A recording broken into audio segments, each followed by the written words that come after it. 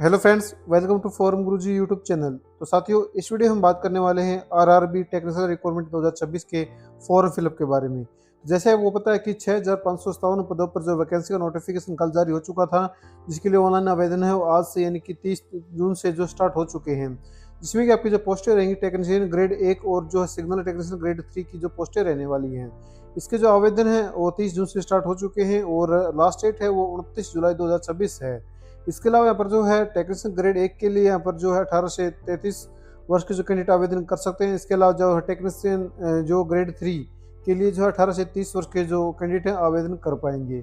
और आपकी जो एज कैलकुलेट की जाएगी वो 1/7/2026 के अनुसार जो कैलकुलेट हो की जाएगी।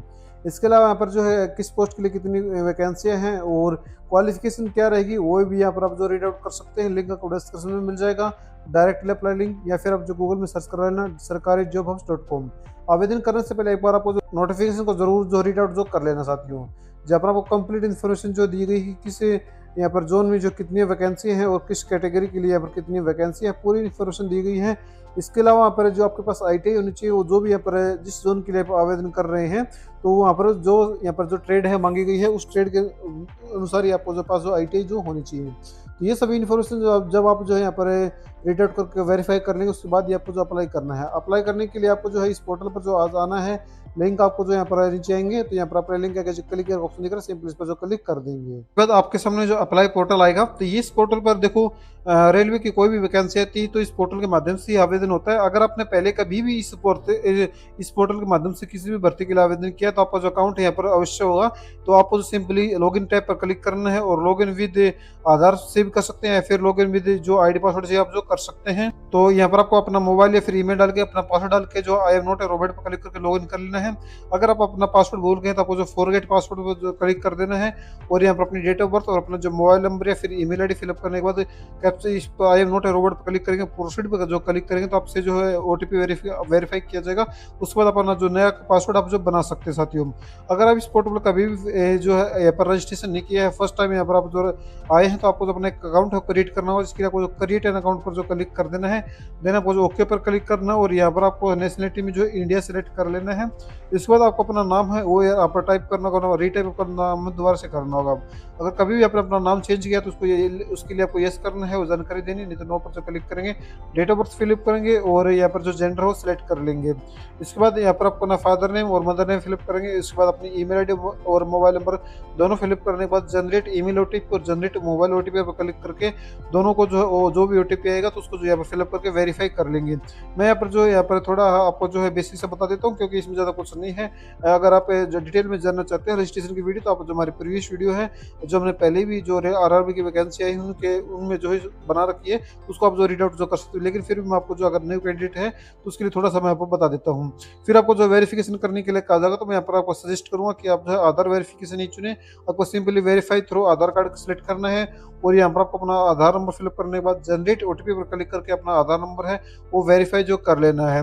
इसके बाद यहाँ पर आपको कंफर्म करना है और अपना एक पासवर्ड क्रिएट करना है और I am not a robot पर क्लिक करके preview and create an account पर क्लिक कर देंगे। तो आपको जो भी अपनी जानकारी फिलअप की उसका जो प्रीव्यू आएगा, उसके बाद आपको सिंपली यहाँ पर एक OTP वेरिफिकेशन के लिए कहा जाएगा, तो OTP वेरीफाई करेंगे और अकाउंट को क्रिएट हो जाएगा आपका।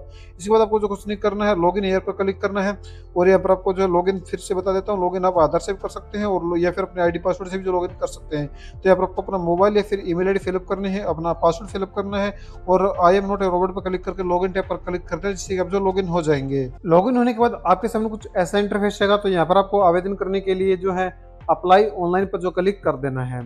देन इसके बाद आपके सामने कुछ ऐसा इंटरफेस आएगा। अब आप जो है जिस भी ग्रेड के लिए आवेदन करना चाहते हैं तो उसके अनुसार ही आपको यहाँ पर जो आगे फॉर्म फिलअप करना है। अब यहाँ पर आपको जो है जो भी लाइव रिक्वायरमेंट चले हुए हैं, जैसे ऑनलाइन पर क्लिक करेंगे तो आप यहाँ पर सभी यहाँ पर आपको जो दिखाए जाएंगे। तो आप जिस भी ग्रेड के लिए आप आवेदन करना चाहते हैं तो उस ग्रेड को जो आपको सिलेक्ट करना होगा। जैसे कि हम जो ग्रेड 3 के लिए आवेदन कर रहे हैं, तो यहाँ पर जो है अपनी सबसे पहले अपनी RRB है वो सिलेक्ट कर लेंगे, चेकबॉक्स पर क्लिक करेंगे और नेक्स्ट टैब पर जो नेक्स्ट बटन पर जो क्लिक कर देंगे।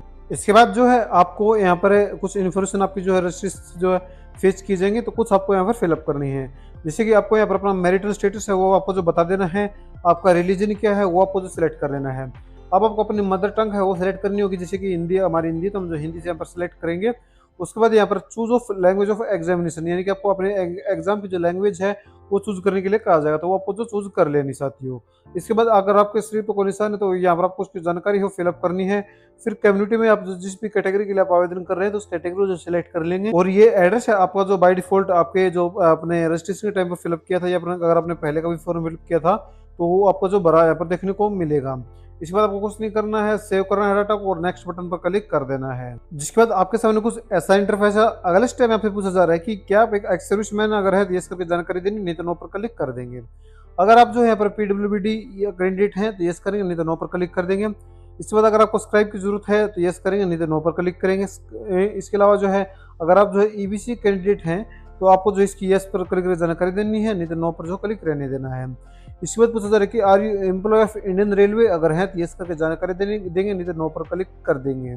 इसके बाद आप जो करेंटली आप जो है यहाँ पर एम्प्लॉय हैं, अगर हैं तो यस करेंगे, नहीं तो आपको जो इसमें अगर नहीं है तो नोट एप्लीकेबल पर जो क्लिक कर देंगे। अगर है तो यहाँ पर बताना होगा कि आप सेंटर में है, स्टेट में है, फिर या पीएसयू में है, तो वो अपनी जानकारी आपको फिलअप करनी होगी। अगर आपने अभी अब यानी कि अप्रेंटिस की हुई है तो आपको जिसकी जानकारी है फिलअप करनी, नहीं तो नो पर क्लिक कर देंगे। यहाँ पर आपको अपना जो पर आधार नंबर है वो यहाँ पर आपको जो है यानी कि आपका आधार से जो बैंक यहाँ पर रीडिंग है यानी कि डीबीटी अकाउंट है वो आपको जो फिलअप करना में जो जो फीस रिफंड भेज जाएगी कुछ कैटेगरी के लिए, जो आपको जो आधार नंबर फिलअप करेंगे, सेव एंड नेक्स्ट पर क्लिक कर देंगे।